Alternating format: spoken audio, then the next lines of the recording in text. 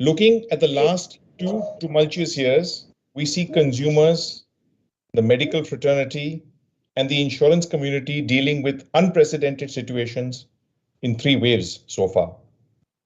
There is universal acknowledgement for the tremendous work done by the entire medical supply chain, and a special call out to healthcare workers and medical professionals who have helped cure and ease the suffering of so many while dealing with gut-wrenching losses on their own watch.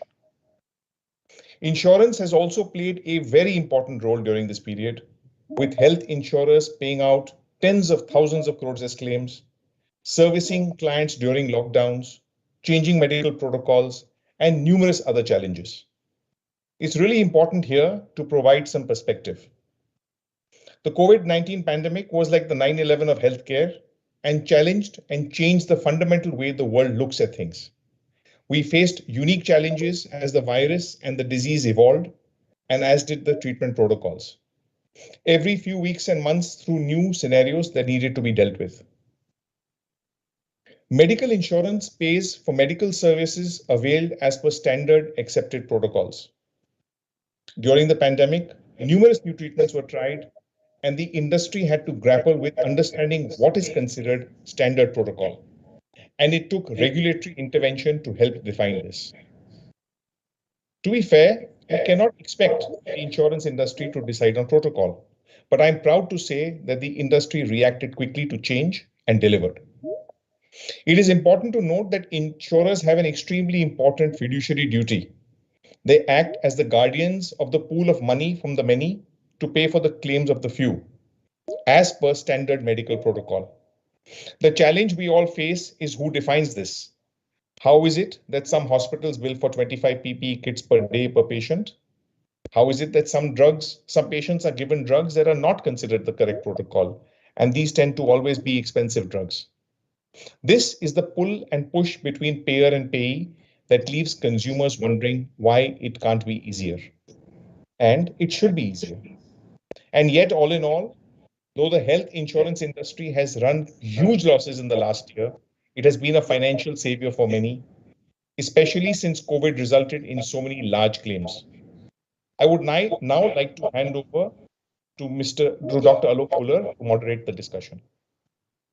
Thank you, Pawan. Good afternoon, everyone, and thank you so much for joining us today. So let me introduce the panel which is there today, a very esteemed panel, and you'll be very amazed to know that we are talking from many different cities. So I'll read out the city as well from where we are talking. So I welcome first on the panel Dr. Srinivas Samavedam. He is the Head of Critical Care and the Medical Director for Virinchi Hospital. He is logging in from Hyderabad.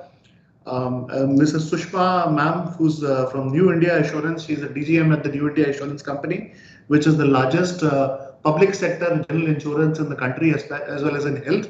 Madam, welcome. Madam is logging in from Mumbai. Mr. Sanjay Datta, who's the Chief of Underwriting, Reinsurance, Claims and Actuarial at ICICI Lombard, which is the largest private sector health insurer in the country. If my information is correct, Mr. Datta is also logging in from Mumbai. Mr. Pawanjit Singh Dhingra, or we refer to him as Pawan more fondly, who is the Joint Managing Director of Prudent Insurance Brokers. He's logging in from Gurgaon. And myself, my name is Dr. Alok Khuller. I am the CEO of Gleneagles Global Health City. I am logging in from Chennai. So what we will do is we'll go through the discussions. We'll have some dialogue, some discussions. And whoever has a question, I request you to type in the chat box.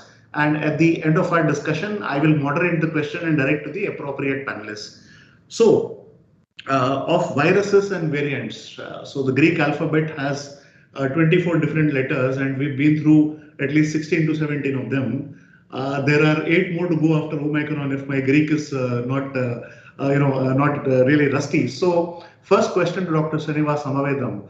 So we've seen Alpha, we've seen Delta, we've seen Gamma, now it's Omicron and subvariants. So doctor, what everyone is asking is, when is this going to end? When is this going to become, just like another virus in the community? So are there a lot of other variants expected by the scientific community?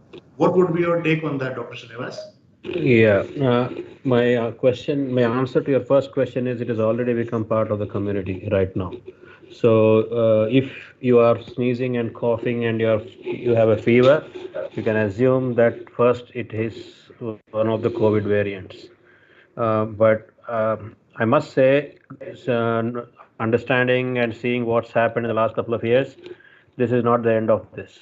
We are going to see this more often, hopefully in a milder form, but we can never predict.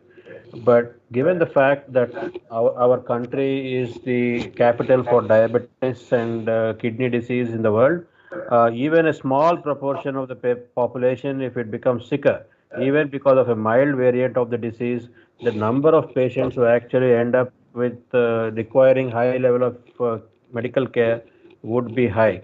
So I'm looking at milder variants coming in future, but we are not going to see a situation where the WHO or one of the health organizations actually declares that this pandemic is officially over.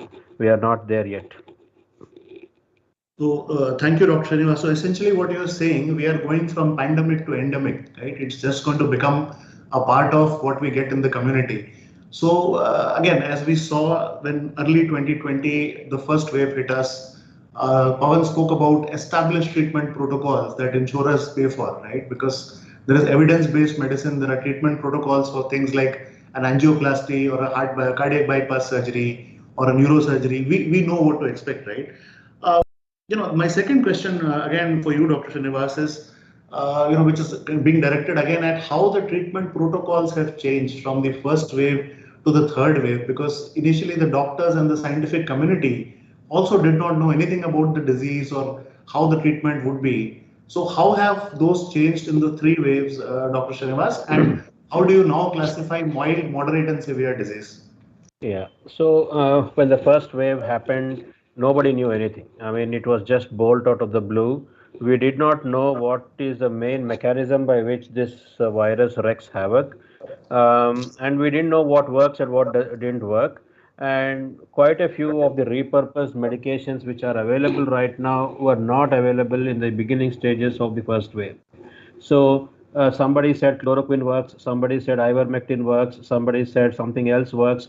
So out of desperation, a lot of drugs were used, and because of the desperation, they found their way into several recommendations and guidelines. Even if you look at the Ministry of Health and Family Welfare guidelines, chloroquine came into the first set of guidelines.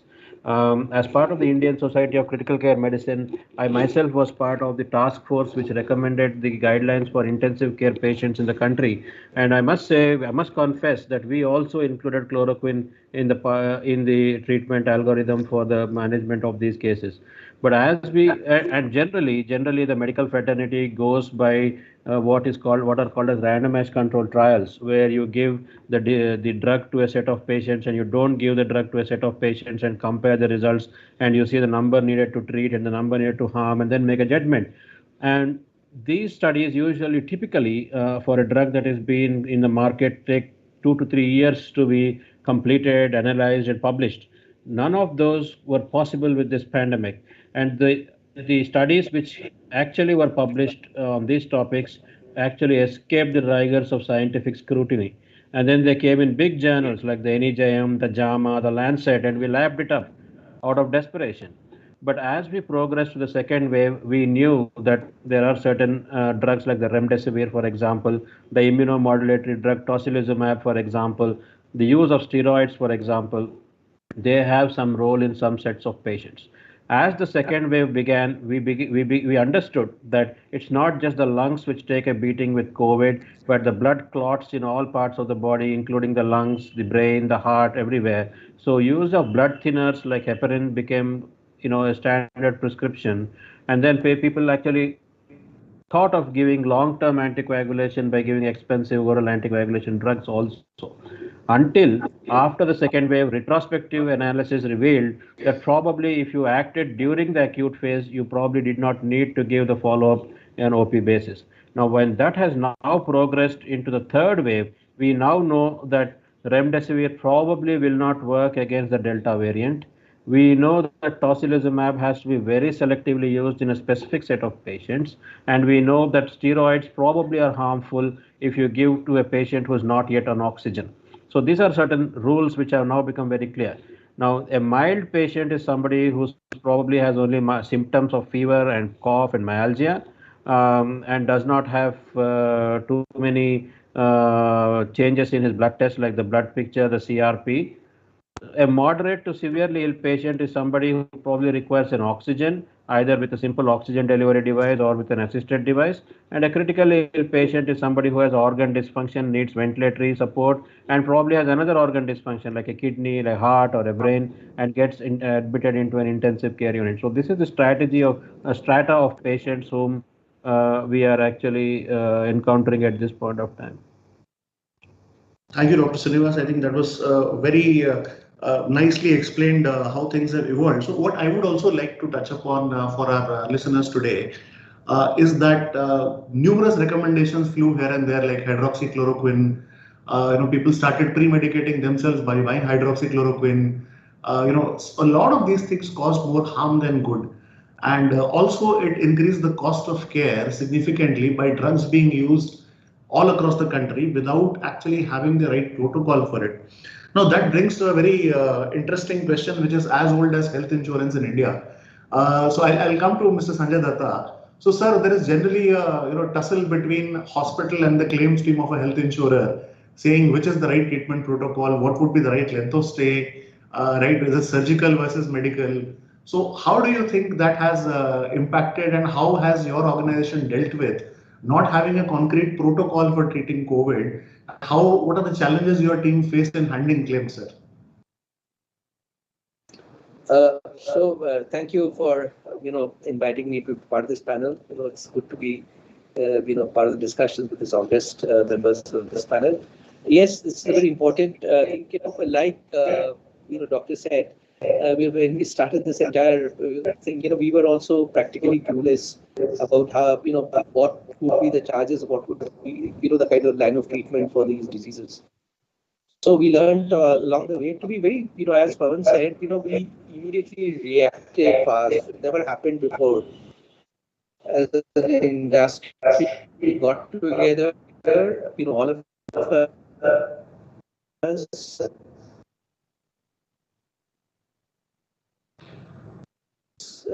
and we have a council where we put together our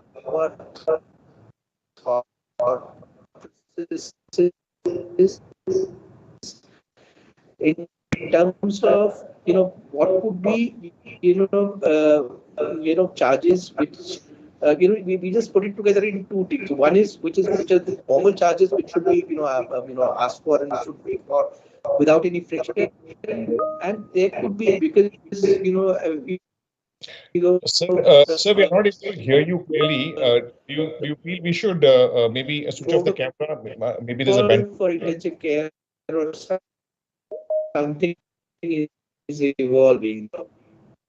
The disease, the drugs are changing, and hence we could also have some things where we could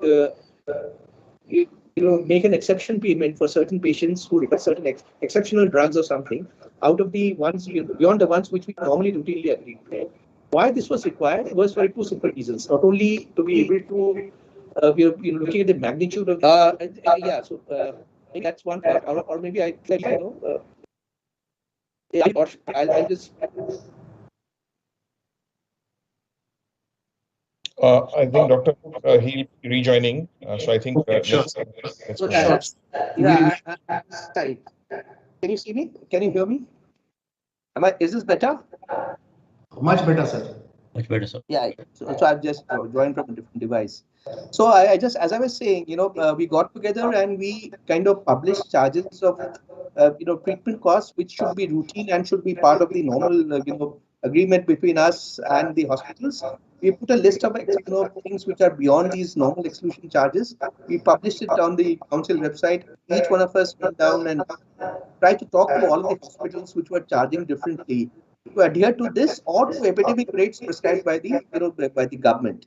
And that's how we reacted at the very first in terms of trying to be able to marry our charges to protocols which are standard, and and agreeing to pay on a case-to-case basis on non-standard charges, which goes beyond the some of it could be a little bit experimental or something which we're trying to learn along the way in terms of treating high-risk COVID patients.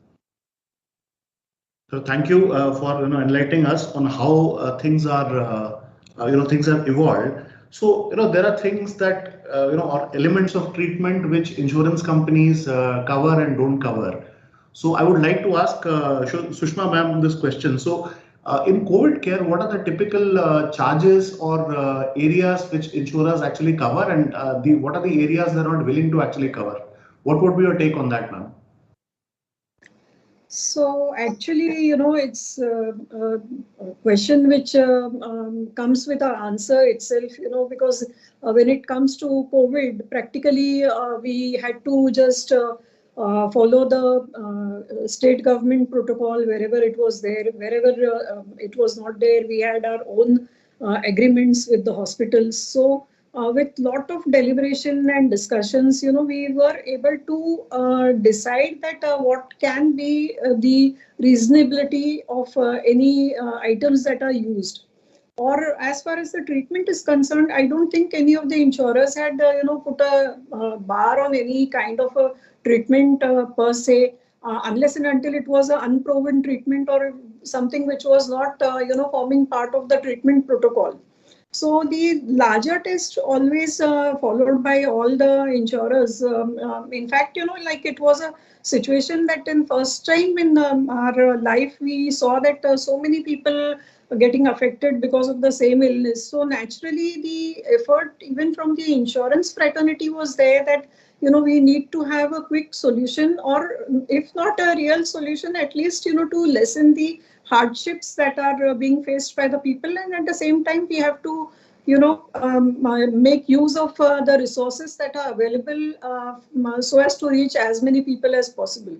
So there certain things were coming as a challenge we faced in terms of people not requiring really hospital bed, or somebody who doesn't require the oxygen bed, and things like that, where we had to step in. Our doctors had to, have negotiations, or if we were to say about certain injections, certain drugs which were not really prescribed in the treatment protocol, but still they were, administered to people. So naturally, as a prudent, you can say, even to ensure that there is not much harm rather than causing something good to the people. So in that way also we had to step in, and by and large I would say that the entire discussion was circling around what to say, what is the reasonability. I think that was the issue. Thank you, ma'am. I think that was very nicely explained for us. So one point that ma'am mentioned, I'll pick up from. So some medications causing more harm than doing any benefit. So we actually saw a lot of people getting high doses of steroids without having reasonable justification, and getting oxygen from cylinders which were not medical grade. And some of these people had comorbidities like diabetes and other illnesses, which then made them susceptible to mucormycosis, or what we call the black fungus. So if steroids had been moderated and oxygen usage had been properly done, people would not have to lose some vital parts like eye or certain parts of the face because of mucormycosis. That's a very debilitating disease. So I think very well explained, ma'am, that some of the treatments could have caused more harm than good. And Dr. Srinivas also touching upon the fact at one point everyone was giving anticoagulants like heparin, and then they realized, okay, it may not have a benefit, it may have some other adverse effects.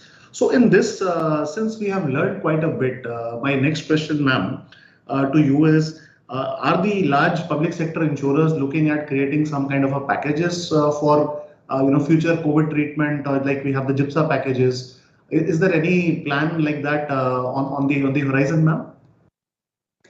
Certainly, because when it all started, immediately what we did was that wherever we could see the higher footfalls and wherever we were able to quickly, discuss with the hospitals and of course that was a time when the doctors never had or the hospitals never had the time for these matters, because they had larger issues at hand, and so we had to show our patience and keep on trying with it, and we have certainly come out with some agreed package rates for COVID treatment. So wherever we had our existing ongoing agreements, there also we tried to bring in some cost agreements related to COVID, and the new ones, of course, we are doing it. I'm sure everyone is doing that.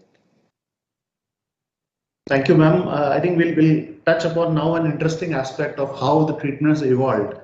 The second wave also saw the antibody cocktail being introduced into the treatment. And where I work, we have also given antibody to a few hundred patients in the second wave as well as in the third wave. And what we have seen is that this can be done in a 45 minute to 1 hour procedure, and people can be sent back home. So my question next to Dr. Srinivas is, what are your views on the antibody cocktail, how it has changed the treatment? Has it benefited people by reducing hospitalization?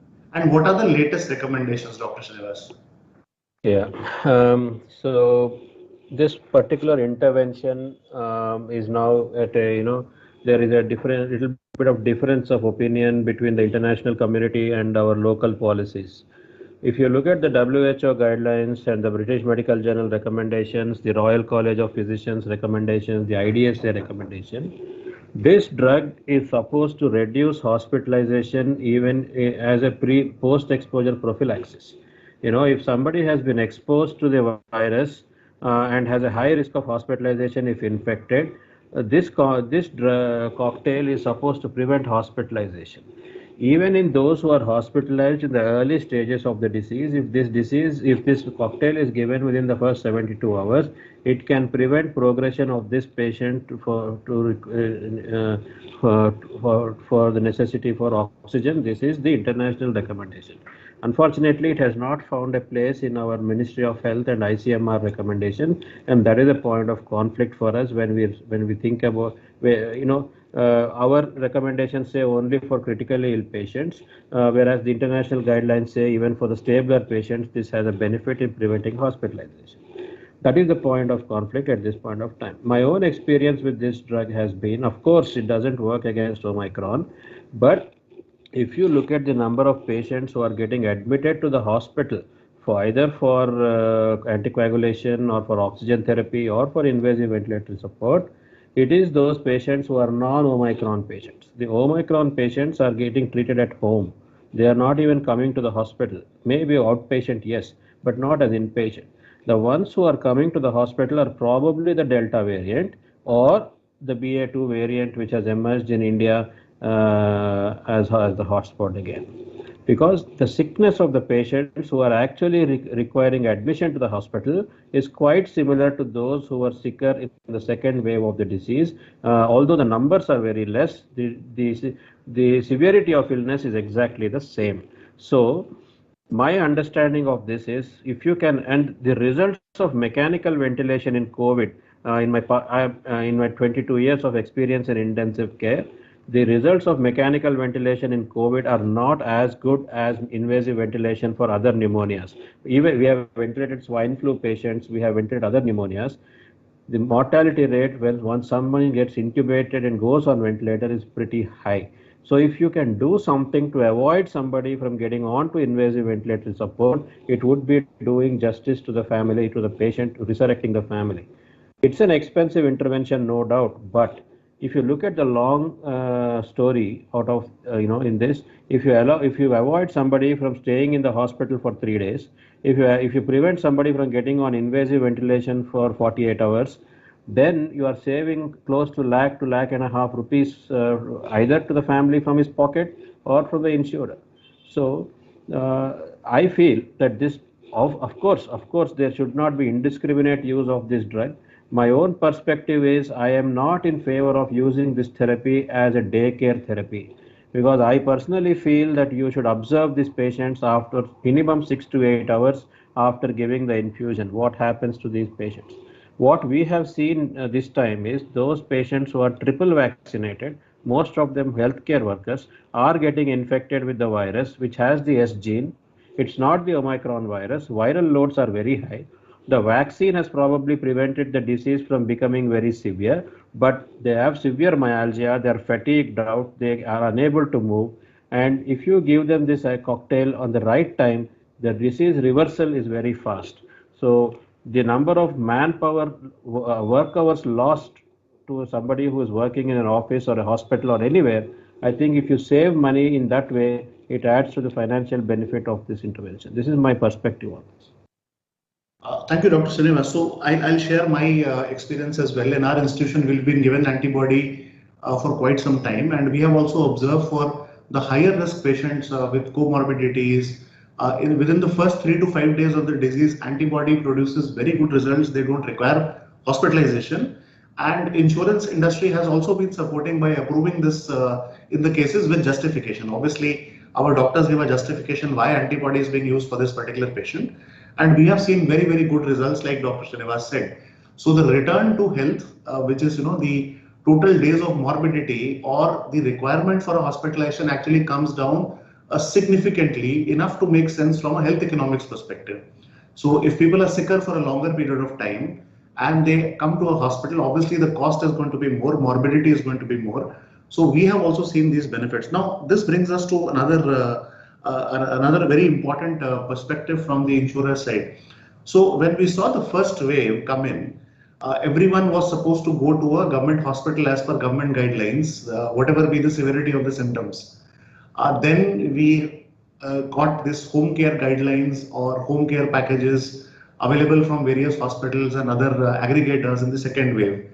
Omicron, it seems to be the order of the day that most people will be at home and self-quarantine with guidelines that are issued by the government. What is the insurance industry's view on looking or setting aside some amount for covering home-based care, as part of cover for treatment? Because eventually they save cost if they're not hospitalized and also reduces the claims burden on the insurance company. So I'd like to ask first Mr. Sanjay Datta about his view on this, and then we'll go to Madam Sushma. Sir. Yeah, that's a great question. That also, helped us to change our coverage, midway during the COVID, because, as you know, in India, we have, nearly, nearly 100% of our coverages are inpatient coverages, with a little bit of daycare added, wherever you want to. So suddenly, we were faced with this whole home hospitalization. It's not home care in its traditional thought. Home hospitalization is the operative word, where you get, you are observed for a certain period of time, where you are at home, you have a, in a sense, a phase where you are hospitalized at home. So, and it's not talking about chronic care. So this particular thing evolved during the pandemic, and a lot of us, in fact, we were amongst the few that we, in all our indemnity policies, we went and announced it that we would introduce home care policy right in the month of July or something, in the year 2020, which we have been continuing as a special kind of thing, till March 22. What it did was, I don't know whether, what it did was, it did two things. It allowed people to, get, cost reimbursement for medical supervision. Here it had to be supervision, for treatment availed at home with the doctor's advice. And we also said that if doctor advises you to go to the hospital, please go to the hospital, but you need to be at home with doctor's advice. The second part, which it helped, of course, it helped during the second wave, was it helped us to decrease the load on the hospitals, because you were allowing things. So in a sense, it did help in the third wave, because a lot of people had learned by then, and they started taking availing this. So even to the extent that people would like to be more, monitored at home, and if required, shifted. That was the thought process. But having said that, I think this is an important step ahead. As we go ahead, where we need to keep the hospitals aside for treatments which are acute in nature or which requires intervention of a different kind. A lot of which can be, so managed at home, needs to be managed at home. That's what the pandemic taught us. Our coverages will expand to include not only for COVID, but home hospitalization, some other things where it can be managed at home. Two reasons, it releases hospital beds, and also there are some people who with comorbidities, other things, who fear getting into hospitals for small interventions because they would catch another disease or something else. So that fear of cross infection, it releases that. We as insurers also are wary of cross infection because it leads to repeated hospitalizations. These two things are something which is a good development. Hopefully it will evolve from there. The pandemic is the start of that home care sort of evolution. Thank you. Same question. Well, just to supplement what Sanjay ji has been talking, it's the same view for all the insurers. So wherever the corporate policies were there, it was much easier, even just at the outset of the pandemic, immediately certain features were, built into the policies, and we could really help people in whatever way they could deal with the disease. As far as the retail segment is concerned, actually, if it's part of a policy, it is there, but you can't have that flexibility what you have in other policies. There it goes through a process of filing and all. So if it is not in a policy, it does take some time. And by then, actually, we did have the Corona Covet product, which did have this feature. So, it almost at the right time, it came to rescue of so many people, people who were scared to go to the hospitals. And now I feel, after the third wave, what we are seeing, almost 85 to 90% of the cases, it's just almost like a minor cold or fever, 1 or 2 days, people are off their activity kind of. So I feel that it is moving more towards a OPD kind of a treatment. So maybe, the need for a home care or like a home hospitalization kind of situation is also further getting diluted. It is just something like a common cold, or I don't mean to say in terms of its impact or its severity or how it affects a person, but the treatment which is being taken by people is more or less like a common OPD ailment now. Thank you, ma'am, for that very sound and robust answer to the question, which is like, possibly the future of health insurance for the consumer, to be able to get home-based care, to get a bit of outpatient care, so that they can seek treatment early and avoid getting into a hospital. On that front, one more question I would like to ask both of you, Sanjay sir and Sushma ma'am, is that the average consumer is not really aware, right? When they get a disease, the first reaction is they're scared. They hear it is COVID, they're even more scared. And as of now, we can't tell whether it is Omicron or Delta or Gamma, because the routine RT-PCR test available does not detect what variant it is. So what would be your advice, Sanjay sir, to average consumers on how to sort of go about seeking COVID treatment? Considering the fact that there are no clear protocols even now, they have evolved, but still it's not as clear as, it's going to be 2 days length of stay, 3 days length of stay. What would be your advice, Sanjay sir? Before that, I'd just like to give some, small statistics out of our portfolio. We did some research, and this is coming out of the insurance portfolio. So, it has, it's kind of doesn't speak for the entire country or what it went through, because none of the government hospitalizations come to us. It's just only private hospitalizations which are charged, which come to us for everything. But, between the two waves, we were looking at the mortality, situation, people who die of COVID, and those claims we were looking at those claims, so one is treatment, one is mortality after that.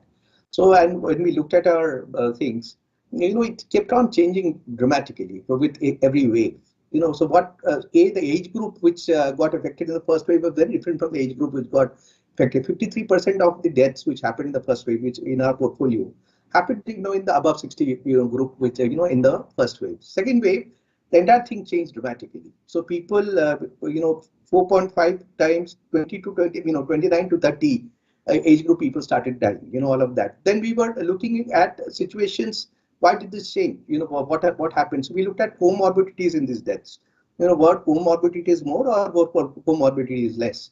So we really found was, that the comorbidities went down in the second wave. So basically people sometimes what we realized was people were just slightly more confident in the second wave. They thought they could manage it on their own. They took it lightly, and there were all cases of late presentation. The younger age group, people who were dying were less comorbid, but there were cases of presenting late to the hospitals, actually, because they were presenting late to the hospitals. So then by that time, oxygen, scarcity, bed, and all of that built up, it created a huge thing. So, I'm just trying to use the statistics to highlight one thing. And then we also looked at our portfolio, and we found that this also in the first wave, if you recall, it was mostly a metro phenomenon by the time it died. The second wave, it spread amazingly fast to all these places across India. So the level of care, which by the time the metros had learned, but the smaller hospitals hadn't learned, so the cases which were not even comorbid were mortality cases. Why was it happening? It was because the standards of care had not spread uniformly. So people at urban centers, all the doctors here, they learned very fast from global things, but we were not able to transmit that learning to the smaller centers. This is something which came across as when we checked with a lot of things, hospitals and all of that. So to cut a long story short, what I wanted to say is that in the third wave just now, whatever we have seen, very little deaths. So there's nothing extremely, the system has learned. The doctors across the country have started applying a lot of, they know how that so most of the COVID cases, first in Bombay itself found they were not actually COVID cases. There were cases with people hospitalized with other diseases where they incidentally happened to be COVID. It's just because Omicron had spread. So it was treatment of a different thing, which was leading to the thing, which is the right thing to be. So as long as you are managing your other things, India's, like, doctor was saying that it's, for acute, for chronic disease, renal diseases, various other diseases, you need to take care of those things first. That's very, very important from an insurance perspective. COVID is there, it is endemic. I think the system has learned to, treat it. That's the happy news, given what we are seeing in terms of mortality in our portfolio. So I would like people not to be scared. They need to have coverages. In case there is something wrong, they need to have coverages. Insurance coverage is a must. And finally, as Sushma ji has said, as we move forward, judicious use of whether it's OPD or whether it's home hospitalization cover is required, so that you can judiciously use your policy and not burden your policy with just getting hospitalized and for the sake of it, where it can be treated very easily at home. So the whole issue is to be treated very, very logically, as we have treated other infectious diseases in our country. We're not scared. We know how to deal with. There are cases where dengue leads to death, so we're not scared about that. We know there are, if you get fast to a hospital, the doctors are able to treat us. So the idea is not to neglect. You have insurance coverage. If you have insurance coverage, you'll go to a good hospital. There is treatment available, and other than chances are that nothing will happen to you. You'll come back safe. Thank you, sir. I think very sound advice. Sushma ma'am, what would you like to give as advice to people who are listening to our webinar today? Yeah, so certainly even I would second what Sanjay ji has said, that definitely neglect is not something which anybody would want to happen. At the same time, I feel that little bit of patience and more understanding is required, because there's a tendency to just jump on certain information which comes their way, and you suddenly find that everybody forms a beeline for something which has proved to be good in one case, or if there is some discussion going on around a particular treatment, then everybody wants that treatment, whether they need it or not. Somebody who is qualified can judge and can advise it. It should not be an individual's choice. I feel that that is one very important cardinal rule which everybody should have in their minds, that they should not judge it themselves, that what should be the treatment and what can happen and what needs to be done. That should be left to the medicos. I think very, very sound advice. And on this note, let me also share with our listeners that telemedicine has been around for about 30 years, right? And the need for outpatient cover, home-based cover and telemedicine has never been so strongly felt as it has been felt in the past 2 years. So people have started accepting telemedicine as a way of life. They have started doing follow-up appointment with their doctor through telemedicine. The other thing which I personally feel is that the importance of healthcare has very strongly been registered in everybody's minds. And on that note, I have a question for Pawan. I know he is very, very passionate about the insurance sector and increasing coverage and represents one of the largest broking houses in the country, Prudent Insurance Brokers. So, Pawan sir, how do you think the COVID pandemic has impacted the health insurance sector, short term and long term, sir? Okay, thank you. Very interesting question. So I think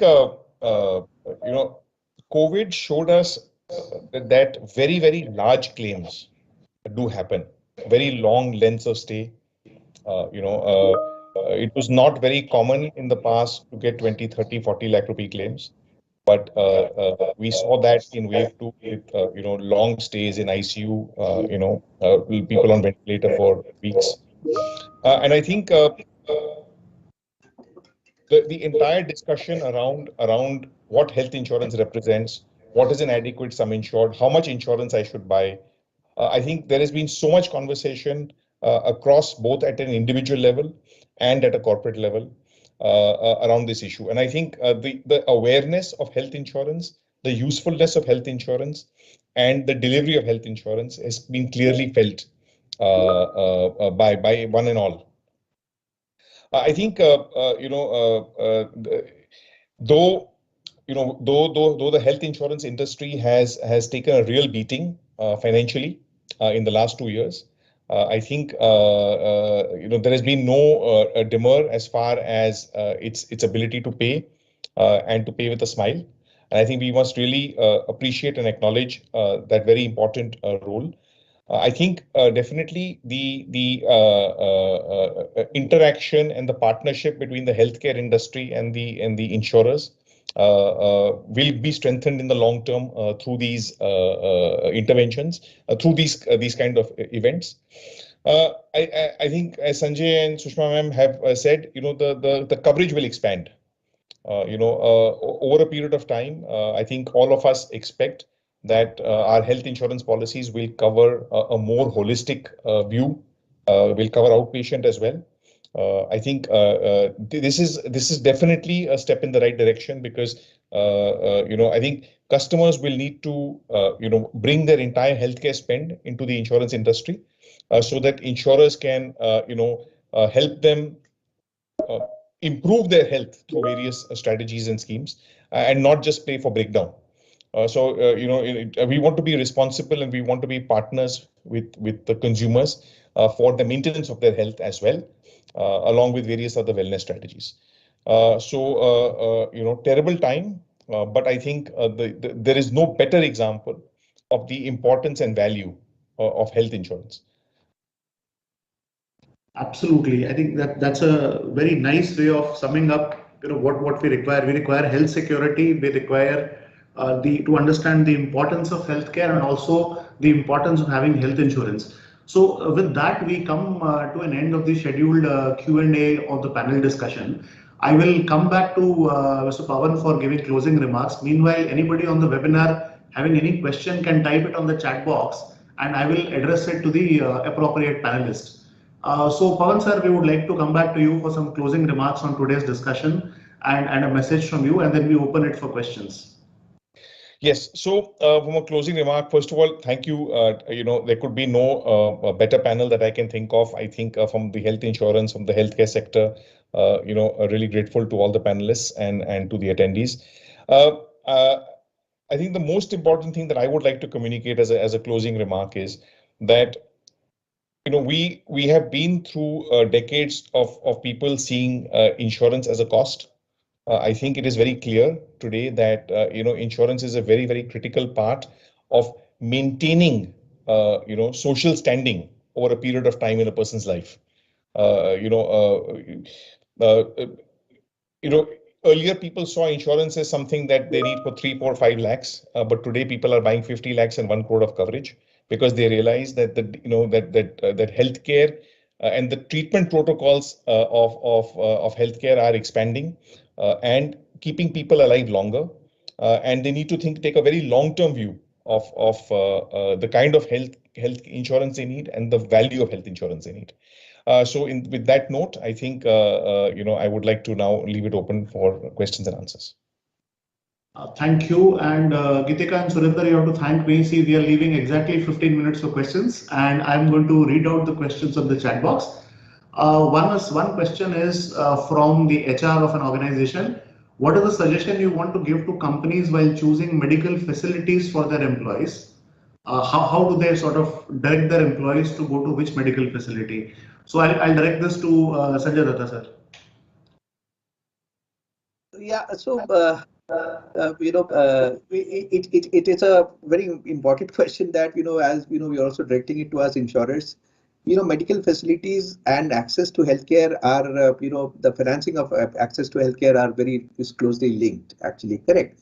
So we never in my lifetime never thought I was always worried about the spread of insurance and hence people not accessing healthcare because it's available in the country. Country is really taken on private healthcare. They've taken great strides. Now private healthcare is available. The first time we saw that even access to that was also a challenge because of the lack of beds and ICUs and all that continues to be a little bit of a challenge now. So they are related questions. One is the financial access to healthcare and all of that. So as a person, as an employer, obviously you would like your employees to access good medical facilities, but very appropriate medical facilities, and which is where if you have financing of that through insurance, we would also very clearly advise that they access medical facilities which are required for the type of treatment required. So nobody would like their employees to get treated in a very poor facility. We learned that during the pandemic, wrong treatment can also lead to deaths. The access to healthcare should be easily available. That's one of the things. Ease of access is very important. And last but not the least, that most of the for accessing medical facilities, you need to basically look at the the chain of care, the continuum of care. In that sense. So is it something which can be treated at through OPD, home, through various telemedicines and stuff like that, or it requires tertiary care thing. So the kind of thing which is we really learned is not block tertiary care beds for routine treatments. How do we declog tertiary care beds, hospitals for routine treatments is something I would really it brings down cost and it gives appropriate care at appropriate facilities. Is my thing. That's one big thing because ultimately it leads to spending unnecessarily increasing, whether it's through insurance or otherwise, it just leads to. So that continuum of care is very important to maintain. Not for every treatment you should go to a tertiary care hospital. This we've learned the hard way through the pandemic. Let's this lesson come to us.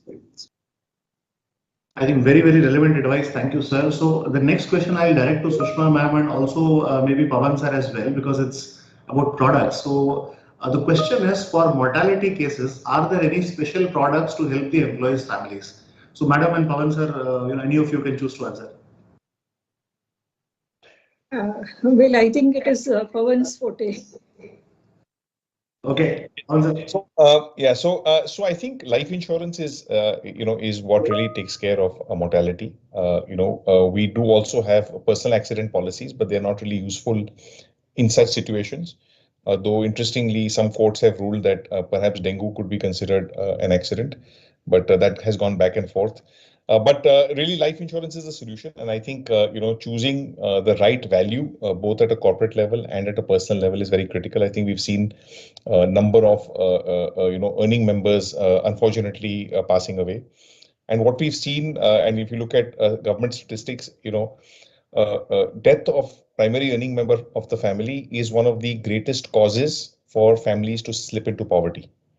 And I think having the right life cover, especially for those who are either carrying home loans or are at that stage in their family where children still need to be educated and families need to be taken care of for for an extended period of time. So choosing the right sum insured becomes very critical in these areas, and unfortunately we have seen tremendous suffering in this area, and so companies have been exploring strategies like Benevolent Fund, which are new schemes that have been coming out from life insurance companies that allow them to collect money, from either from the company or from employees, and then to in a compliant way pass that on to families through the life insurer. So this is obviously demonstrating that the money that was available either through savings or through insurance was insufficient for those unfortunate few. So this is an area I think we tend to neglect, and I think we tend to neglect because frankly nobody wants to think of pain and suffering. But unfortunately, that it does not make insurance a very engaging subject for that reason. Nobody wants to think about the bad things that can happen. But this is an area we must pay attention to, and I think the stunning speed at which worlds changed last year is something that we can all clearly remember. So there's I will another just add something to Pawan saying. There's an interesting thing which has just developed post-COVID. So normally you think of mortality in terms of life insurance covers, mortality covers. You think also of critical illness covers.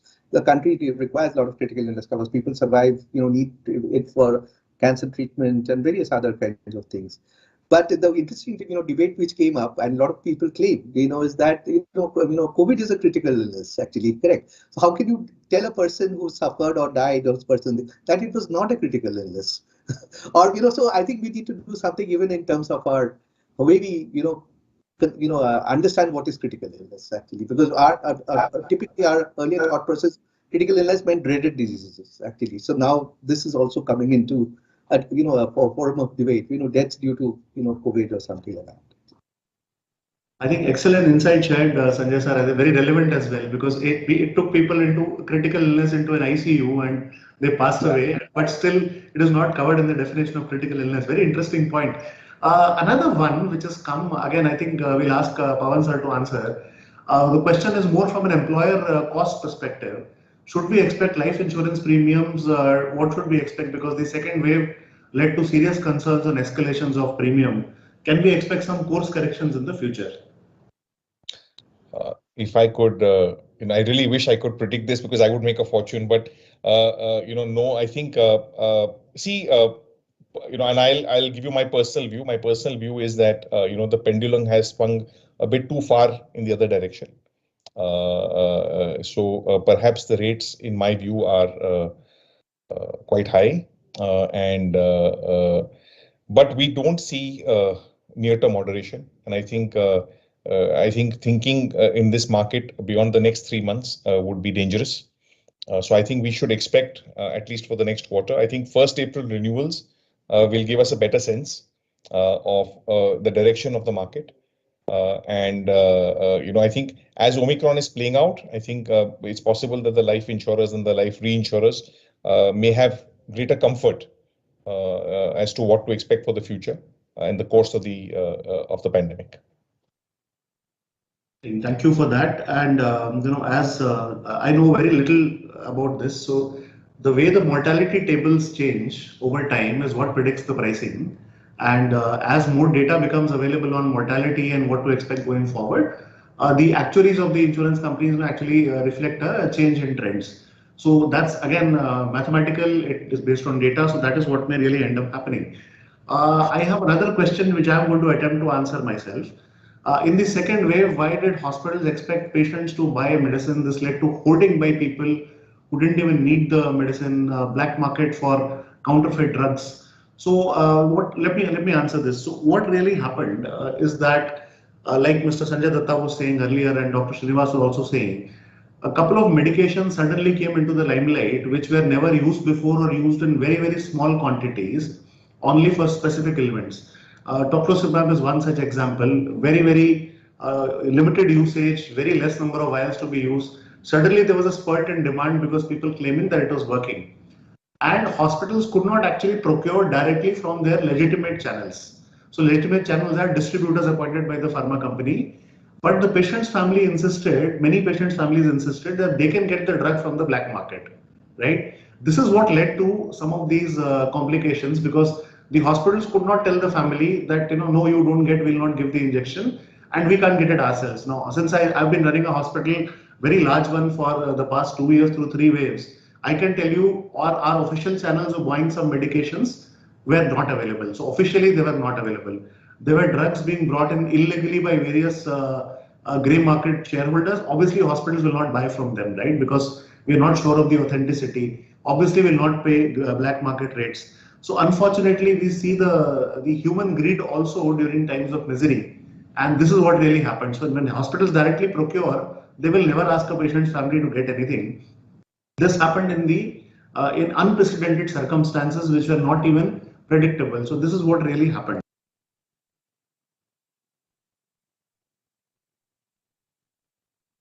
Dr. Khulla, you're on mute.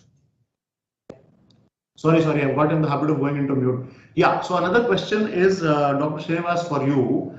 What are the potential for long-term impacts of COVID? What should people take as precautions for the long term when they have already suffered from COVID? So, Dr. Srinivas, could you please answer this?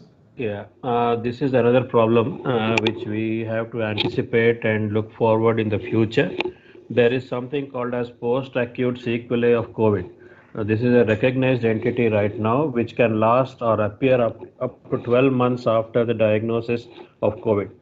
Now, this can have brain-related issues, most commonly loss of memory, strokes, what is called as brain fog, and fits or seizures. It can have cardiac complications like a heart attack, for example, or blood clots in the lung called pulmonary embolism, for example. It can also have hematological problems like a bone marrow involvement or tendency to form blood clots in different parts of the body. This is what is currently recognized as a post-acute sequelae of COVID syndrome, which is now CDC guided, CDC coded disease. But unfortunately, there is no recommended follow-up. However, if it is always prudent to have a patient who's had moderate to severe or even critical COVID on follow-up every month for the first 6 months after discharge from the hospital, mainly to look for what his heart function is doing, how his lung functions are doing, and if there is a tendency to form blood clots anywhere in the body. There is no need to do scans every few months, but definitely a clinical examination, maybe an electrocardiogram and a chest X-ray would be needed for these patients. And in whom there is breathlessness persistent, maybe an echocardiogram and a CT scan would be ordered at the discretion of the treating physician or the pulmonologist. So we don't know yet about the acute sequelae of COVID as of now, but this is what is currently known to science. Thank you, Dr. Srinivas. I'll add only one point. The most common thing that a lot of people have seen is feeling exhausted and lethargic for prolonged periods of time after recovering from COVID. They feel very, very tired. They feel muscle weakness, and that's very, very common. And Can I generally, add? yeah. Can I add one more point, sir? Actually, while COVID is a disease which affects body systems, the most significant impact of COVID is on psychological, aspects of the patient, the treating doctors, the healthcare workers, and the family. Post-traumatic stress disorder is reported in doctors, it is reported among nurses, and the families of those who have either passed away or have gone through long stay of in intensive care. So they may actually get admitted to the hospital for a psychiatric disease, which probably you guys have to consider as part of post-COVID sequelae. Thank you, Dr. Srinivas. I think that's a very important part, how mental health of people were affected. The patient who's admitted in the hospital could not have any visitors, and all caregivers were dressed in PPE kits.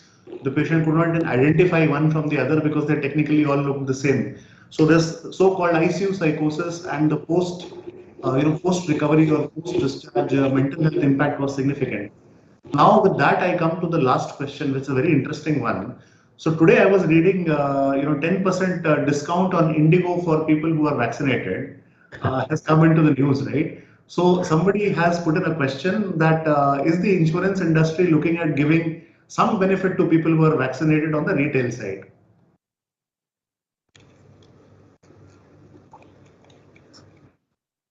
Go first, Sushma ji, then I'll Well, so I can just put it this way that, the entire world was so excited about the vaccine and, almost everybody felt that that's the ultimate solution which we have in our hands. But come Omicron, and we all saw that what has happened is people did, after even getting the booster, they still contracted the disease. Likewise, what we have seen that even the data suggests about 40-45% of the people who are fully vaccinated also, like of the people who are in the hospitals, if a split is taken, it is about 40% people have still ended up there. Of the ones who are hospitalized, maybe because of their comorbidities. So ultimately, there's no foolproof kind of solution or measure to see that this is really in a way helping. Certainly, it is bringing down the cost of the treatment. But I would put it in a, of course, please take it in a lighter way, that when the COVID claims were coming, we were not really prepared for it. We had not charged any premium for it. Still, we went ahead and we paid it. So likewise, now I feel that, we are just following what is happening over a period of time. Certainly, whatever, because retail business, as I would just like to mention here, that it is on a book basis. So, individual experiences really cannot have much say in what happens. But definitely, we are all hopeful that with the vaccination coming in and treatment cost coming down, the loss experiences will be coming down. Because not only it depends on the wish of the particular insurer or the insurance fraternity as such. Retail business particularly has certain norms to be followed. Once the prices are determined, then 3 years the product filing norms are applicable. So there are many intricacies related to that also. But on a larger point, yes, definitely we are also hopeful that it will bring in some savings, which will definitely get translated and which will benefit the customer at the end. So I guess, answer that, I think just wanted to add one very small point. See, insurers, manage a fund. So we are looking at people who are vaccinated versus non-vaccinated. You penalize one against the other. Correct. You see, our goal as a country and as a insurers is that everyone should get vaccinated. It's only safe for everyone. So then the question of differentiating between a vaccinated person and 90% have taken first dose, let's say the vaccination program, then virtually everybody is getting covered. I think the larger question which is coming is it's of issues which are not pandemic-based vaccination, which I think most people take because it's part of the. But we see more prevalence of adult vaccination going forward. There are a lot of other things. We don't say vaccine, for pneumonia, for example, and there, people taking it and not taking it can make a little bit of a difference, and maybe that could be incentivized going forward. And that one way to incentivize is to give a little bit of incentive to someone who takes it versus that doesn't take it. So it's a matter of incentive. On COVID vaccination, I think if the whole country takes it, there is no question of differentiating one way. I think benefits for the entire policyholders, all of them. So we can't differentiate between one against the other. Actually, in any case, both of us have been prevented from not giving cover to any COVID person as a long COVID pre-existing thing. We don't do that. We don't differentiate. We take in anyone with COVID history as part of our portfolio. We don't call it pre-existing. And we say that I will not take you because you are likely to suffer from long COVID. So Dr. Kula, I'll just add my 2 bits on this. I would advise each consumer, please act as if you're uninsured. Whether you have insurance or not, the choice of hospital, choice of medication, choice of room that you go to should not be impacted because someone else is paying for it. I think first and foremost, you are responsible for your own health and your choices. And I think insurance is just a way to finance that. And I think anything that impacts behavioral change because of insurance is actually not good for the consumer. Absolutely. And so there are a couple more questions which are very specific to designing life cover products like term life for the companies. I think they can get in touch with the Prudent team for better solutions. So it's not really the scope of this particular discussion. So we are at our time scheduled was 3 to 4. We are 4 minutes over. So I would like to take this opportunity for everyone who joined our webinar, spend their valuable time, and then extend my appreciation to Dr. Srinivas to come out of his busy schedule Sushma ma'am, Sanjay Datta sir, and Pawan sir, thank you so much for this very engaging session. And with that, with that, we come to a conclusion of this session. Thank you. Thank you very much. Thank you. Have a good day. Thank you.